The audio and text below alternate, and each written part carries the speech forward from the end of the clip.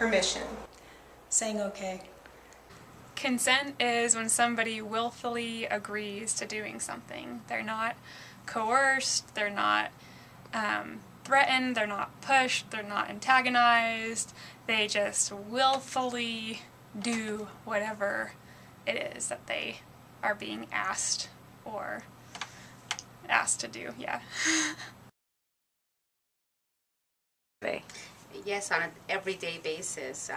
Time off of work, time off for lunch, when you go to the doctor, if you give permission to release your information to other doctors. On a daily basis, we're having to give consent. Yeah, a lot of things. Asking somebody if there's something I can do with them, or have a day off from work. All the time.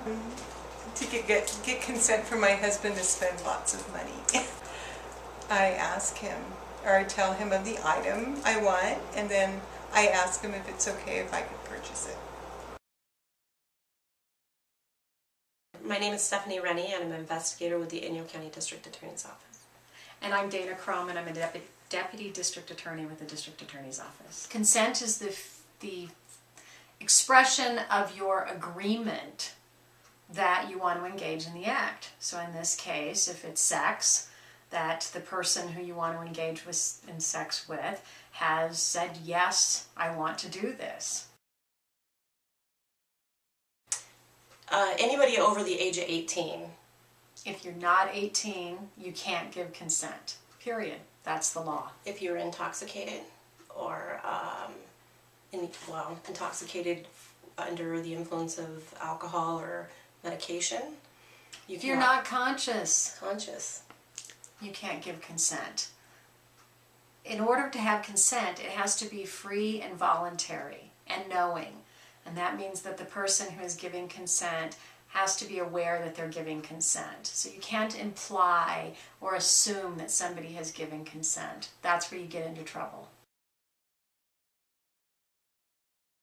Absolutely not.